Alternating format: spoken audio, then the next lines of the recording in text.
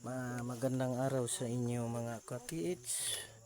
Dito man kami magsimula sa area isang kasamahan natin mga treasure hunting dito sa area ng Mindanao.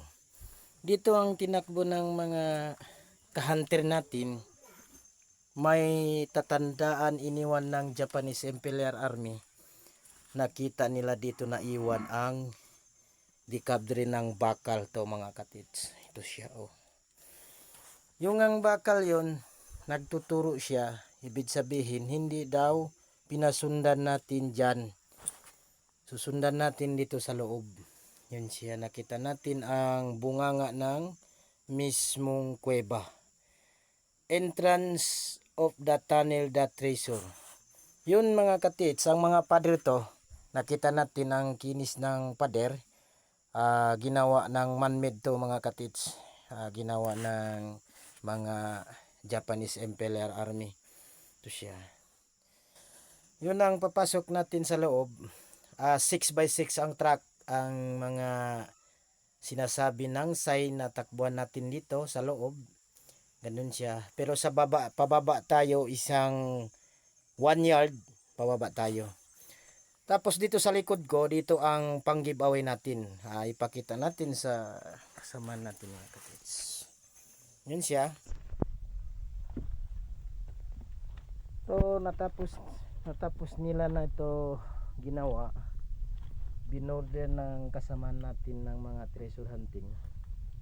Yung mismo nakita natin ng pader, dito siya nakabangga sa pader ng malaki pader.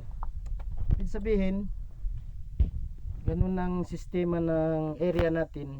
Huwag tayo lalampas dyan kasi may arrow siya, may sinasabi siya, diretso tayo sa target natin. Ito siya, yun ang kinis ng mga pader. Ang ganda ginawa ng mga Japanese Imperial Army. Ganun ang tibay pag sila magtago mga katits. Yun siya, nakita natin.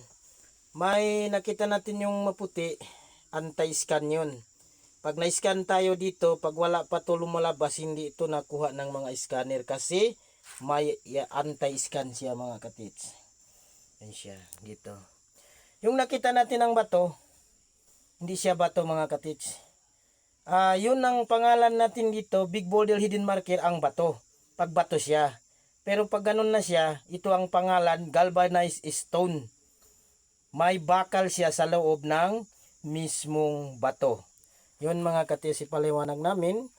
Pag takbuhan kayo ganito ng bato, nakikita kayo ganito bato, jackpot na kayo mga katits. Kasi may laman mismo ang target ng hinuhukay mo mga katits.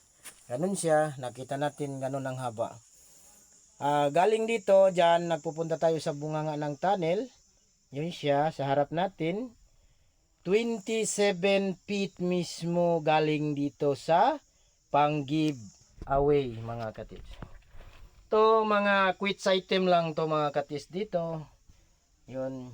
Tapos pinapunta na ko si kuya dito. Pakita yung mga iparimapping ang mismo site nila. Tapos na lahat. Pinatakbo ko ng mga ganun lahat ano ang dito sa amin, mga scanner o mga GPS, lahat mga satellite, takbo positive mismo ang area nila mga katits. Okay, madaming salamat mga katits. Ito ang area natin.